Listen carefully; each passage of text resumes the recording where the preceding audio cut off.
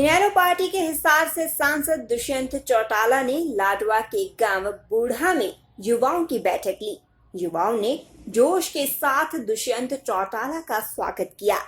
हजारों की संख्या में भीड़ भी जुटी। युवा चौपाल में युवा कम और बुजुर्ग ज्यादा दिखाई दिए। वहीं सरकार पर लगाया गया युवाओं की अनदेखी का आरोप। हिसार में हुए बजरंग दल कांड प्रकरण पर मुख्यमंत्री को थप्पड़ मारने वाले आरोपी को फोन कर बचाने का आरोप। दुष्यंत का दावा, सरकार हर मोर्चे पर विफल। SYL मुद्दे पर अगला कदम दिल्ली कूच। वहीं दुष्यंत ने मीडिया को दी राजकुमार सैनी को ज्यादा तवज्जो न देने की सलाह ताकि न बिगड़े माहौल। इस मौके पर बड़ी संख्या में युवा और कार्यकर्ता व पार्टी पदाधिकारी भी मौजूद रहे।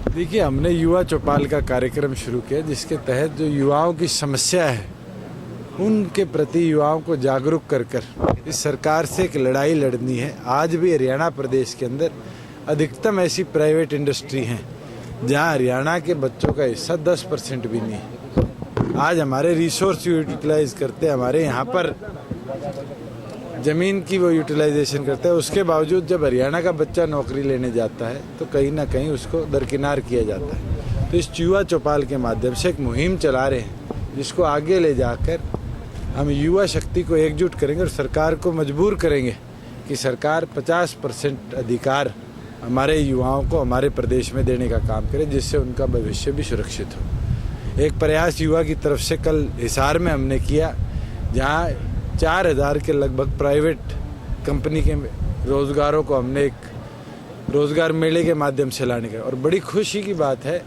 कि लगभग 7226 बच्चों ने रात को 9:30 बजे तक आकर इंटरव्यू दिए और कल तक रिजल्ट आ जाएगा। और मुझे उम्मीद है कि 4000 के 4000 रोजगारों पर वो युवा कहीं ना कहीं फिट होने का काम करेंगे।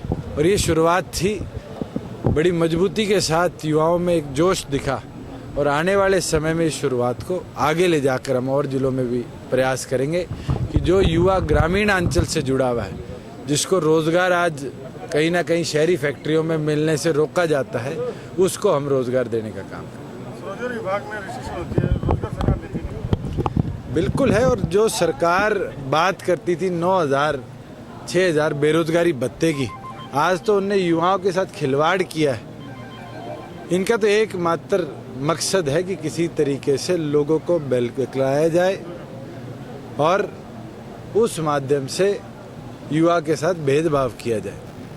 मेरे को तो सुनने में आया कल सोनीपत में भी युवा जो रोजगार प्राप्त करने आए उन पर लाठीचार्ज करने का काम किया।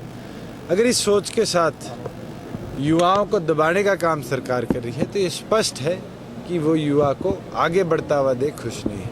हिसार प्रकरण जो है, जो बजरंग दल पर आरोप लग रहे हैं, देखिए, सब मुख्यमंत्री की शय में है।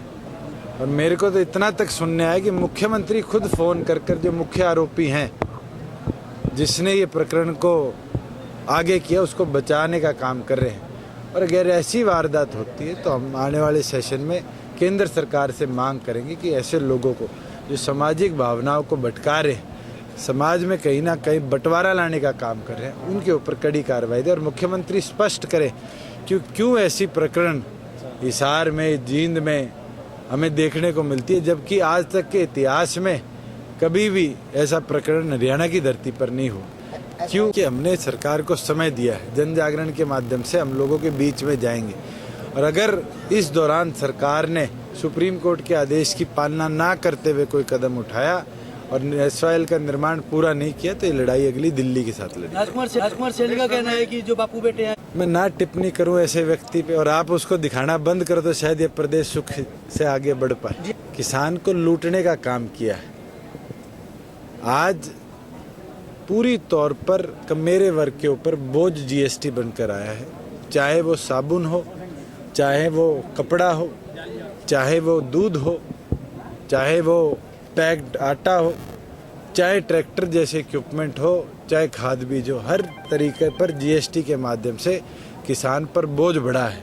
और नतीजा यही आएगा कि आने वाले समय में इस देश में एक रेवोल्यूशन आएगी जिसमें मेरा सरकार के इस बोझ के विरोध में लड़ाई लड़ेगा। मैं तो इतना बोलना चाहता हूँ, जिस पार्टी के आज ये हालात है कि उसके नेता को ही नहीं पता कि उसके नीचे एडमिनिस्ट्रेशन में क्या हो रहा है, वो पार्टी सरवाइव नहीं करती। और ये इतिहास रहा है, चाहे आप यूके का उठा लो, यूएस का उठा लो, चाहे इंडिया का उठा लो, जिस दल के अंदर इस तरह का बिखराव हुआ है वो दल को पूरी तौर पर लोगों ने समाप्त करने का काम। उपेंद्र सिंह सबसे ज़्यादा अगर ज़मीन एक्वायर हुई तो उनके राज में 70-73 हज़ार एकड़ हुई, और वो किसानों की हुई। जब उनको किसान का दर्द नहीं आया, जब उनकी सरकार थी, तो दलितों पे सबसे ज़्यादा उत्पीड़न हुए, सबसे ज़्यादा मामले अगर दलितों के विरोध में किसी प्रकरण के हुए वो उनकी सरकार में हो। जब वो चुप बैठे रहते थे, आज उनको शायद जब लोग इग्नोर कर रहे हैं तब उनको उनकी याद आई।